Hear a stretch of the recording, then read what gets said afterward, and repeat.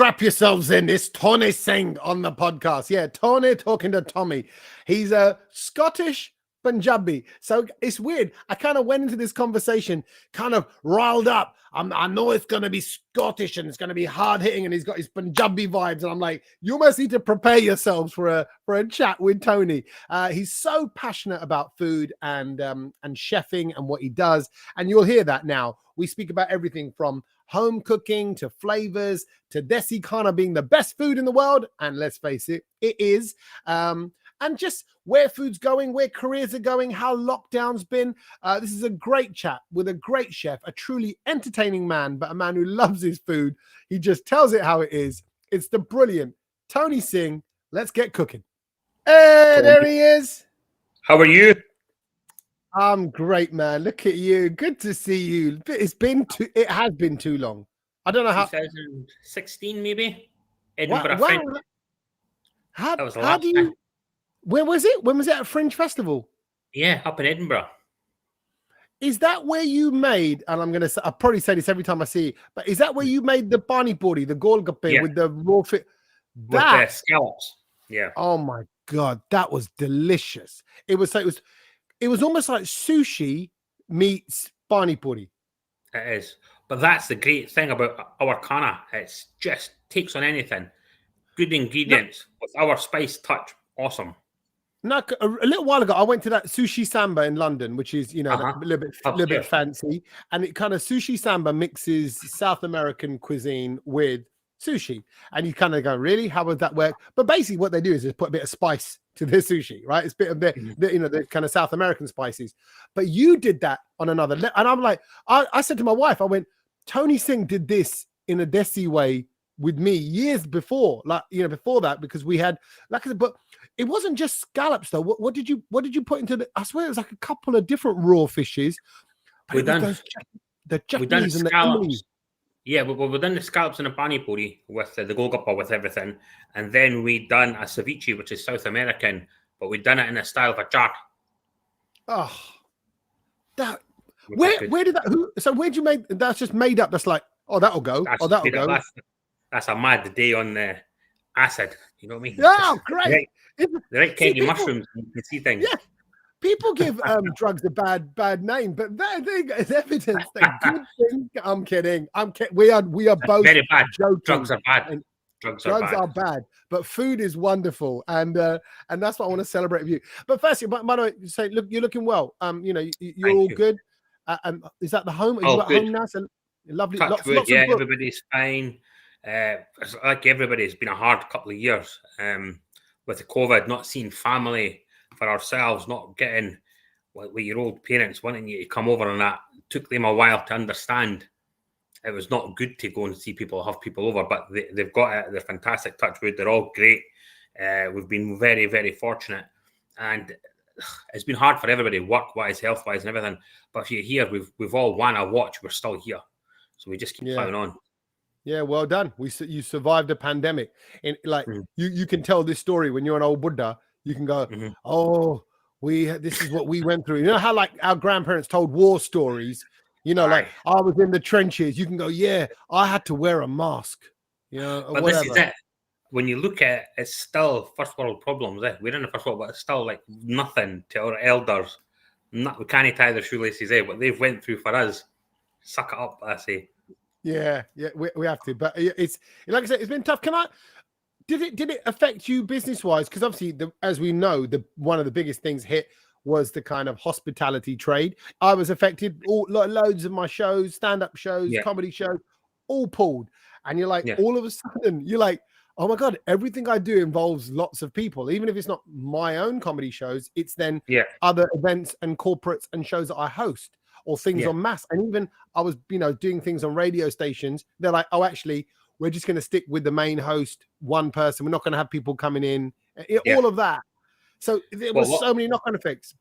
It was such a shock because the insipid statement I went out, we think you should stay at home, before they actually said everything was to close. We took the step to close on the 23rd of March, was it? I can't remember. But we had a full weekend. We closed, had to give their money back. And then from then until the lockdown restricted, we couldn't do anything because what I'm doing now is a supper club in my house. So people come to my house to eat in my kitchen with me, right? So that stopped completely. And I think like everybody else, we thought it was going to be 3 months. So it was a bit of a holiday, you know what I mean? So the first month, second month, we were just rearranging everything. We had a chance, and we took 2 weeks off in that first May, which was a fantastic May. And we took that off. But then we were doing food for the NHS. There was a charity set up from down south. They would tell you where to go. So we would do deliveries to the local hospital. And then I went, well, let's just go a bit further. It's longer. So we had guests that would ask, could we do some deliveries for them? So I said, the people had been to the house, we'd done a few deliveries for them.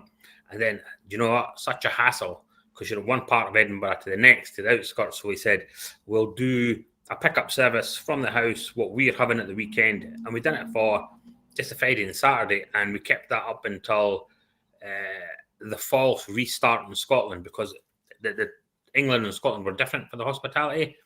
So we thought we were going to go back in September. In July, it didn't happen until September. So we're back at it now. We've got a weekend. This weekend, we're back on. So touch wood. Hopefully the supper clubs go from strength to strength.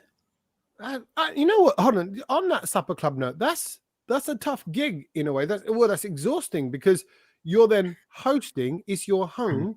They're expecting to see Tony Singh, the personality from the TV show, who's also then got to cook. You know, you're like, aren't you a bit like, oh, can I not just make the food and shut up? You know, can I not just... You know? That's the reason we've done it, because when you're in a restaurant, it's a completely different dynamic. Even if it's a chef's table, completely different dynamic.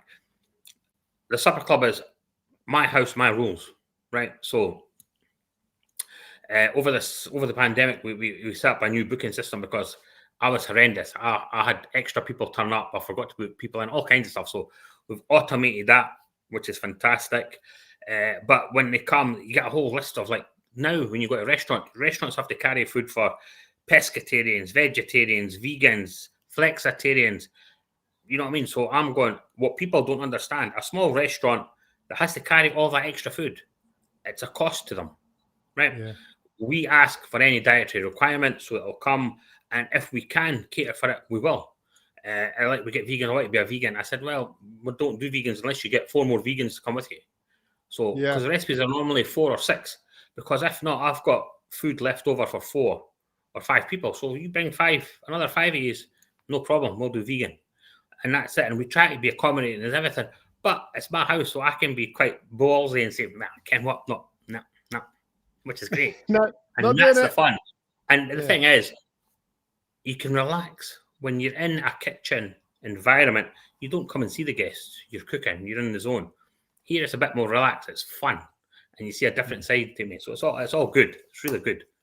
But what about, like, making your home your workplace? People often say, you know, obviously we've all had to do that to some extent because of the pandemic, but and people are working from home. But then there's that separation thing. You're not separating work from home. You know, it's impacting you, your missus, the family. Like, it all bleeds into each other, doesn't it? Work. Totally. Boundaries. How do you manage that? We've got no concept of boundaries anyway, especially me. Right? The kids and everything, they're putting them in place. And lots of people started working from home. We were doing this before, so it was great. It's 2 days. It's good because I'm just a different animal on my own turf. You know what I mean? Because if you've got restaurants and everything, you've got... It's like most industries, right? It'd be great. Most public-facing industries would be great if there was a certain type of customer that never turned up, but you know they turn up. You know what I mean? There's people coming to the gig, play this. Can I get a shot on the decks? Can you play this? You should have put that on. Yeah.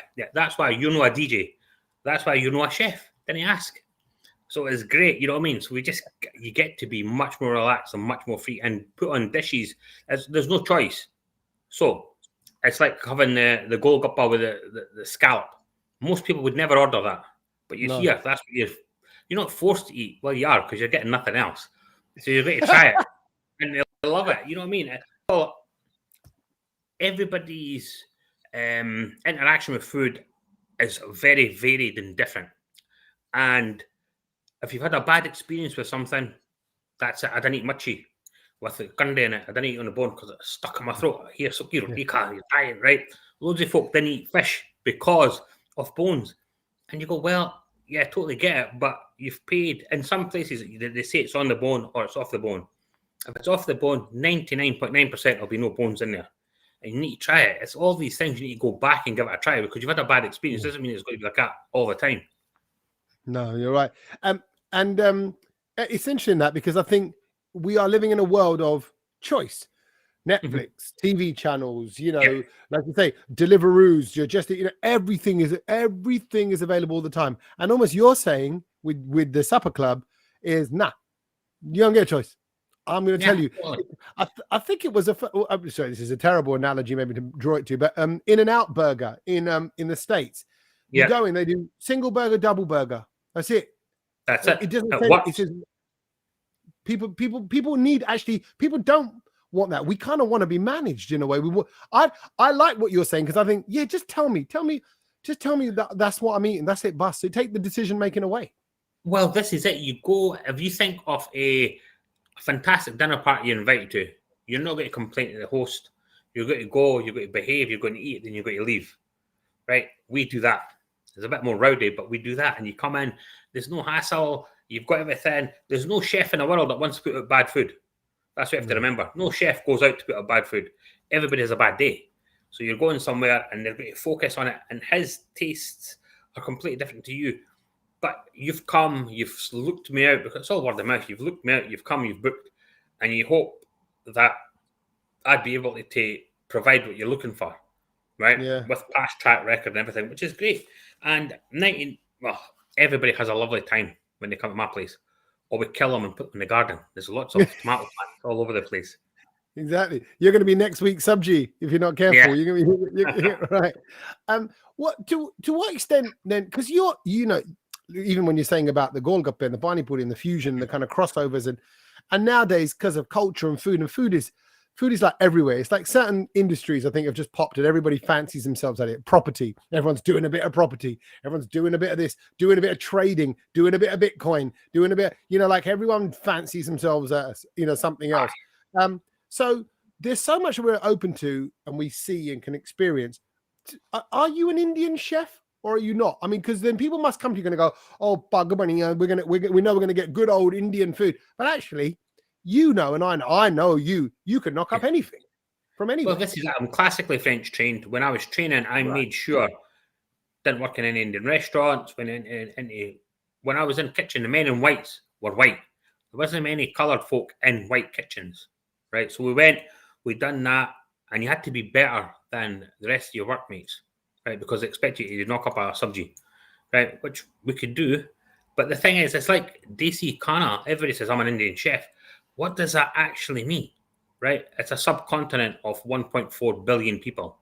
It's got a coastline of over 11,000 miles, I think. Once you go in all the caves, so they eat fish, right? I was saying to my dad, I said, "There's a part in India they eat giria, the ants, and they make a chutney out of it," and he's going, "No danger. Nobody eats giria." They do. There's amount of food. It'd take you 3 lifetimes to understand Indian food, right? And that's from Cyrus Todwell telling me, and that's the guy I look up to. His cooking's fantastic, right? But he's saying it take you 3 lifetimes to look at Indian food. So I'm an Indian chef. That means nothing. The stuff I do is home-style Punjabi khana, right? Yeah. And then we twist it and everything. When I was training, when I had my restaurants and everything, and then we're putting in some of the spices, and they're just looking at you, "Oh, that's it's a bit confused." No, it's a fusion. No. And now you've got 2 3-star restaurants using tandoori spices on their monkfish and this and other. In the 70s, it wasn't that wonderful aroma in your house or your close. What's that smell? What are you cooking? You know what I mean? And not as nice as that. Now it's exotic aroma. Yes, it's the same thing we've been cooking all the way along. But that's good. Food breaks down prejudice. It brings people together. That's one of the amazing things about food. Yeah. So in that respect, sorry, I'll come back to what you're making at home. Do you feel the need because of the way you look to make Indian food, or can someone come around yours? If I came around yours as Tony Singh Supper Club, you go, right, it's a ravioli tonight with a mousse and a this and a compote of that. So this Friday's menu, we're starting off with brown shrimp from Cornwall, Scottish lobster risotto, and then we have We've got that. Then we have chicken tikka with tarasi black peppercorn masala. And then we have a foie gras seared with apple. Then we've got, we've got signature. This was my baby's Punjabi salmon recipe, which is just the best. And we used to serve it on the bone, but people like come back to bones. So we took it off, made it thingy. Then we've got crispy pork belly with spiced broccoli and choy sum. Then we've got pistachio tart, cinnamon custard, and pistachio ice cream. Then we've got cheese, and then we've got petit fours. So it's a mix of all the styles and everything that we do. We can put on any food because it's my house. That's do anything, which is great. I love it's my house, it's my football, and if I say the game's over, I'm picking up the ball. You lot get out. Right, that's it. I'm winning. I'm winning this game. Couple of questions there. Firstly, before I come to your baby's food and that, you know when they cook, just genuine question. You know when they cook meat on the bone, they say it adds more flavor and all that, and I think it does. Does fish on the bone make a difference to fish? Yeah, definitely. Flavors coming through. Okay. Flavors coming through, because if you think of it, that's when people make stocks, they're taking that flavor and goodness out of the bone. So in Punjabi cooking, there's no, most Indian cooking, there's no tradition of making stock because there's no way of keeping the liquid. You make some rust and that out of the bones when you're feeling unwell, but normally everything's cooked on the bone, so you're getting that flavor into the masala and that from the bones. That's amazing. And what is it about your grandmum's food, or was it your grandmum, right? We grew up with it, and it's one of these things that was food that grew out of necessity. Like most immigrants of that time didn't have any cash, and they would do very thrifty. And to think this recipe came from, they came over after partition. They were just outside Lahore from a landlocked state. Right, they brought this fish recipe, but you keep forgetting Punjab with the 5 rivers. So it's done with what's got river fish, and it's fantastic. The masala in it and everything, and we always have it cold with hot jal or a hot roti. It's just amazing. Oh, it's comforting. There's obviously a big difference with the spices over there and the spices over here. I don't know what it is when you go and have, just the butter to the flavor to the, I don't know what it is, but when I have a sabji in the Punjab, my family come from Batinda down south, right, of Punjab, and God, I remember just breaking that bit of roti. The roti, the kind of the way it tears is different to the way it is here. Does that play a big factor?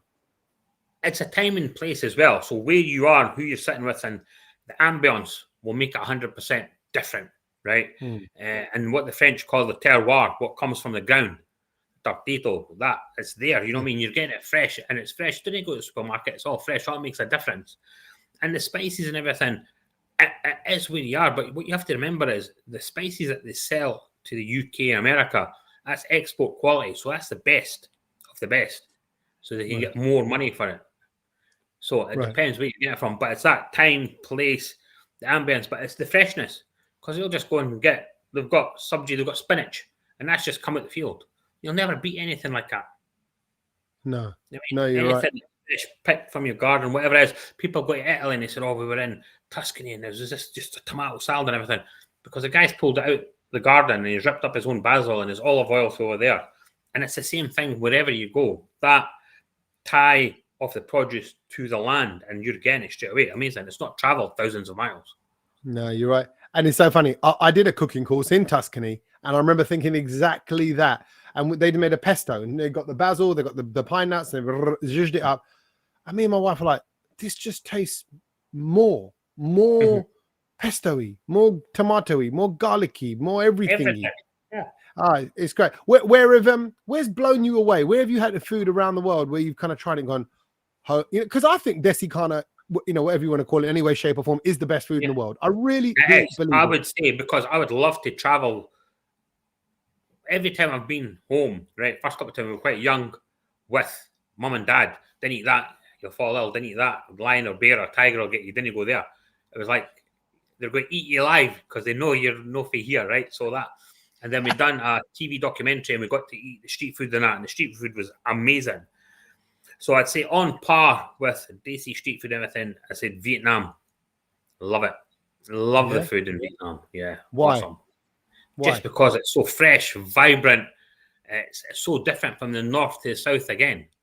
You know what I mean? You've got different. It's a temperate country. It's colder up north, a bit more spicier, heavier. You come down south, a bit more tropical. I mean, it is just fabulous, and influences from the other countries as well that play a part. Lovely. And actually, didn't you do the? I might put myself in it there because I might getting my chefs mixed up. Didn't you do Karo Bar? Was that you in That was Amritsar me, when yeah. you? That was you, yeah. That because I remember seeing that on the show, and I thought, what a wicked idea! Just to everyone, explain what Karo Bar is. Am I getting the right name? Is it called? Was it called that? No, it's Karo Bar, so it's like going to work. So basically, you would jump in a car, and not the driver, everybody else would be drinking, right? Because everybody forgets there's so many dry states in India. And you can't just go into a pub unless you're going to a hotel and so they're having a drink and they drive from restaurant to restaurant. And this is one of the things I think that'll probably change. And we were looking at as very restricted menus or single item restaurants because that's what they do perfectly. So the Japanese Zen. So we went to the Balwan's fish shop, it was on Lawrence Road in Amritsar, and he does the best mochi. And we had that. And then we went somewhere else for kebabs. And we went somewhere else for koya. And it was fantastic, right? Because what you find is you go to a restaurant, not all restaurants. If you go average, you go, the main course was great. Starter was great. Pudding was a bit weak. Or main course was good. Pudding was good. Starter was a bit weak. So if you're going to somewhere that's all they're doing is starters, you know you're going to get the best starter. Then you go to John's place and have a main course. Then you go to Tony's place, have that. And everybody gets business.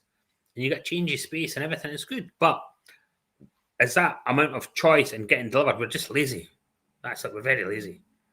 Yeah. When I went out on Saturday night with my brother-in-laws and we went and had a little drink and a starter at one. I because of Karo Bar, and I'm not just saying this, I saw that and I thought, that's great. And also I know just the aloo tikki on the side of the street in Punjab is fantastic. Spicy, Yes. comforting, it's crispy. They've just got the fluffiness of the potato on the inside right and the crispness up. I didn't mind going shopping with my missus. She's in there for 3 hours looking at bangles and chulian. And I'm like, it's fine. I'm like, yeah, just keep the tikki coming. They're like, oh, pija, khana pija? I'm like, pija. No, forget the pija. Get me samosa, get me pakore, get me tikki. That's it. It's great, but that hopping around and trying lots of different food, I think I don't know why that's not everywhere. I don't know why London doesn't offer that. Edinburgh doesn't offer that. Like there should be a service. Well, you've got the delivery companies that you can order 4 things that'll come to you, all right. So that's one thing. But the essence of seafood, you're eating it there. It's coming off the tawa. It's coming out the fryer and you're eating it. Can't beat it. Can't replicate it. That's another thing with the supper club is it's cooked there and we put it there, right? And I say to everybody, forget table manners, just start eating because you're getting it at the same temperature after tasting it. Just have it garam. That's it. Yeah. You'll never get that again. That's the thing. It's amazing. See, the garam thing is a real factor. It goes for everything: bread, rotis, sabji, anything. I like it when the lamb chop's still bubbling. It's still kind of going it's on the plate, almost like it's still recovering from the heat. Yeah, come on, let's have it. But no, it's so okay. What's going on now then? Like TV wise, where do you want to go? Where are you taking food? Because people are going to be looking at people like you and Cyrus. I mean, you two are like the leading Desi chefs on the telly.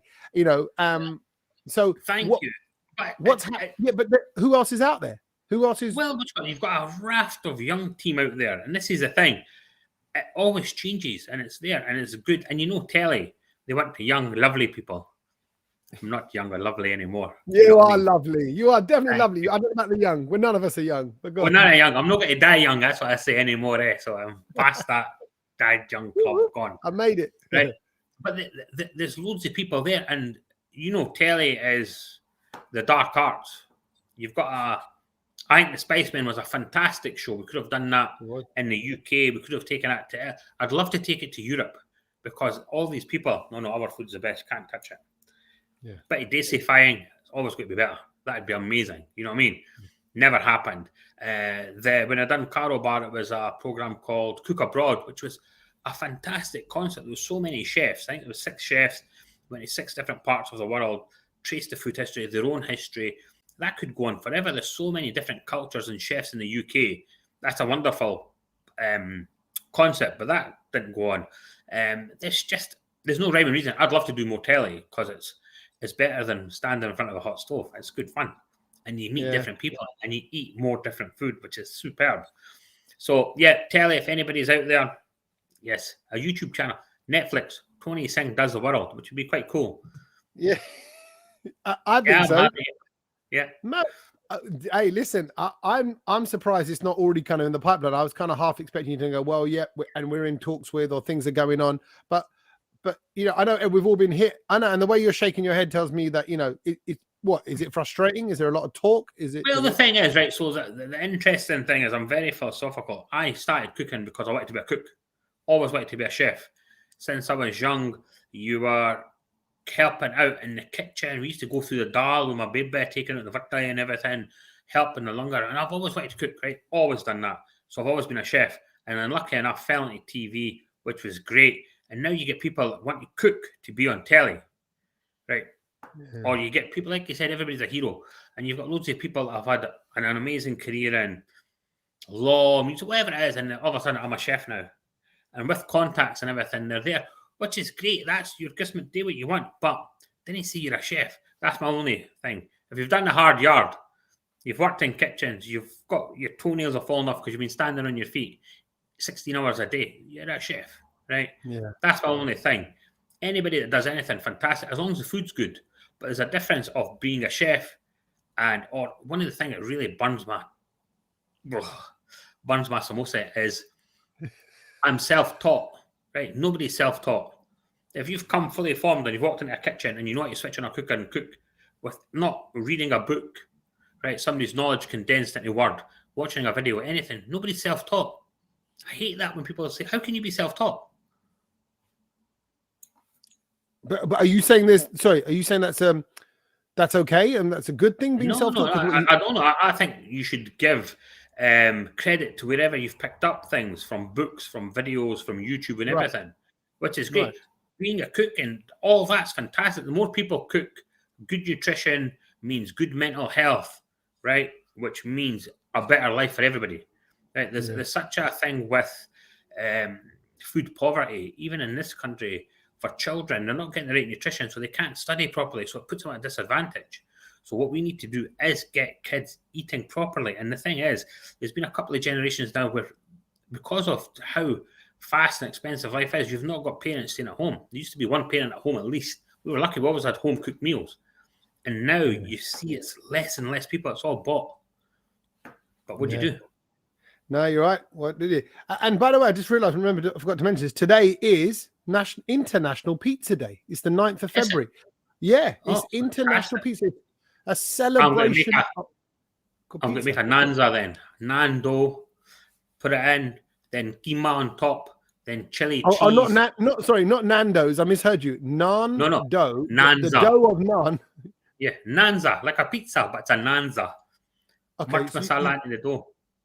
Okay, make so it flat. You get right, and then make it like roll out, put it on, and then put on your toppings. I always like putting keema on, chili cheese, all that, lovely.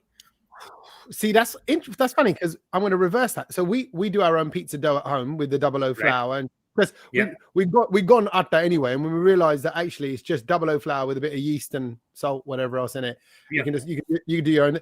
And I give a load of that dough to my mum and dad. They live around the corner. And they make their naan out of it. They use it as we don't even do the top. They come here for the pizza. They'll have the pizza and they'll go, well, think about that. And tomorrow I'll use that atta for my naan, and it makes a good naan. Well, that's it. And the thing is, what you forget is you've got your maida, you've got your water and everything. It's the different types of yeast or your raisin agents, because some people leave it to ferment naturally with the dye and everything in it, and some people done it. But it's basically the same thing, so it's great. You know what I mean? Yeah, and so okay, you'll make a little nanza. Okay, is that okay? Instead of a pizza. I feel like a bonanza. You know, it's a bonanza. But we were doing that back in 2005. We were knocking it out in one of the restaurants. which was See, fun. but then our people, if I could say, there's an innovation that goes with us. There's an element of like, yeah, we will slam things together. We will try things out. Tadka beans has been going around since I was a kid. Like. Oh, but that's necessity. What you're going to have? Beans, kole, tarka lalo, done. Kids, done. Cheap, healthy, good nutrition again. Okay. So on that note, okay, I know this is a real basic question, but I want to come away with something. What is it? What's the magic? What is the key? Give me some key to a good tadka. If I just want to kind of go, right, I'm going to do my chicken, I'm going to do my shole, I'm going to do my, what's it come down to? What's those key elements in For me, okay, always make your piyaj, your onions nice golden brown. Tom, which got the adkar and the marcha. What you think you're going to put in, double it. Okay. If you think you put a teaspoon, put 2 teaspoons in. Okay. That's it. Whatever you think there, double it. That's it. That's such a Punjabi way to go. Huh, Jovi Lala? Huh? Ik hori lala. Like that's double it. Go large. Go large or go home. Okay. But with the onions, okay, I'm gonna come back to that because the problem I have with the onions is like my mum's chicken curry again is what I grew up on. It's fantastic. I cannot beat it. I try it home and I do some whole spices as well, and I do all those in the oil beforehand before I put the onions in, just to kind of flavor all that up because I've seen that done. She doesn't do any of that. Does your mum do that? No. No. My mum doesn't do that either. Done. They had to cook for a family and everything and do all their gum. It was none of this marination. Made. Done. Knocked out. In half an hour, knocked out 4 subjia. And it was funny because she was also like, the kind of like a pot manager, because over the course of the week, there'd be like the aloo gobi that would last 2 days, but then that would kind of come, a chicken would come and go, a keema would come and go, then another veg would come in. It was like literally spinning plates of the different dishes. Like no one taught. I mean, I don't know, where does that, so it's something that's got to be in our DNA. It's in our DNA, but that is in every culture's DNA, because whoever ran the house, they had to make the food last. It's like you're saying, aloo gobi was made one day. By near the end, just to spread out, that'd be made into pronte. Aloo gobi pronte is just the best mashed up. You know what I mean? It was this because they had to do it. But this is the thing, in most Western cultures, that knowledge of good home economics, of running your kitchen and mending your clothes and everything. I loved it at school, right? Home economics. I don't know if you got it. We went in the class, we learned how to sew and everything. Got to cook. Do you want to do more cooking, or do you want to go to metal work with the animals? I said, I'll do more cooking. Thank you very much. The girls are here and they're not animals. So you stayed and you've done more cooking. All that's gone. So we need to get that. Technology is great. And whatever we need to give our children skills for the future, that's great. But what we still need to give them is that knowledge of how to cook and look after themselves. It's a life skill. They travel. Food's international. If you can't speak somebody's language and you cook them something, rub the stomach and the thumb, everybody knows what you're saying. Yeah, exactly. I love that. And I love that about you. I think I think the thing I want to convey over to my kids, and I think I'm sure your kids have got it as well, is a love for food. I want them to love. And people go, like, for example, people often go, karelle. I'm like, no, I don't mind karelle in small doses. I don't want to have it every day or every week. Yeah. But I like that sharpness of a karella. I like, I like moody pronte, methi pronte. There's so much you can kind of. Pronte, no, not for me. What, sorry? I don't like methi pronte. No. You don't like methi? Funny, and I said mooli, and I don't really like mooli wale, but I like mooli pronte. It's lovely. But the thing with mooli pronte is when you're draining the mooli, and you've put much masala on it and you've drained overnight, use the same pani to make the atta. So you get the flavour going back in. So you're not adding anything, it's more flavour. But mooli just smells a bit buddy. You know what I mean? Well, there's a lot of stuff in our kana that smells a bit, hello. Bit suspect. But the thing is, it's getting taste. And the sad thing is, if kids are growing up with that fast foods, is that sweet, salty, fatty, right? That's what we crave, though. And they hit it on the head all the time. That's what they want. But if you give a kid from childhood different flavours, kids are adventurous. And if you make it weirder, the better they're going to try. Frogs' legs, snails, oysters, everything. My kids love oysters. They were eating oysters when they were 3, 4. You know what I mean? It's this kind of stuff. It's getting them to try. But how can you get your kids to try it if you've not been exposed to it? Because like I said, that last couple of generations, that's no food. You know what I mean? And it's looking more like a class thing again, which is terrible. good food, good nutrition should be available to everybody.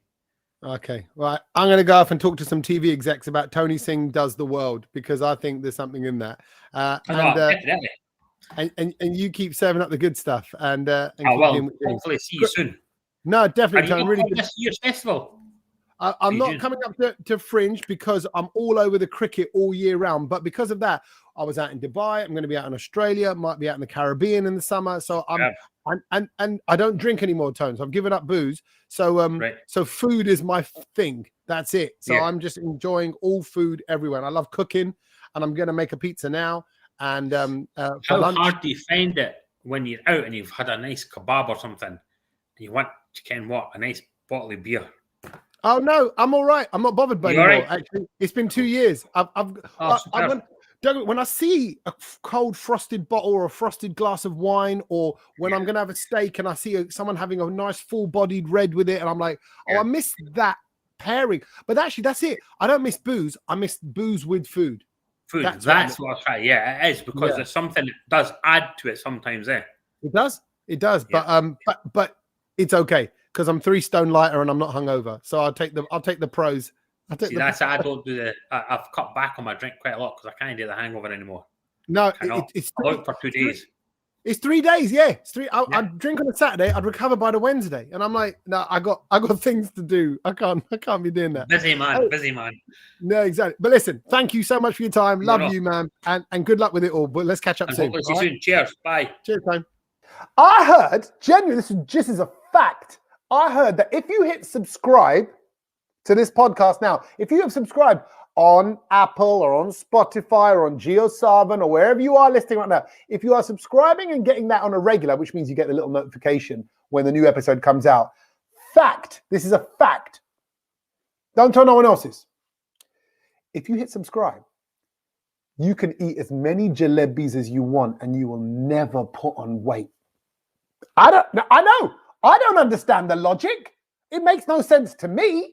I mean, how's a podcast relate to the DNA way in which your body breaks down jalebi sugar stuff running through your cell? I don't understand. But what I do know, it's a little cheat to life. So if you like jalebis, then you should hit subscribe to this podcast. Oh, and follow us on social media too. We're on Instagram, Facebook, and Twitter. Follow us. Eat jalebis. Be happy.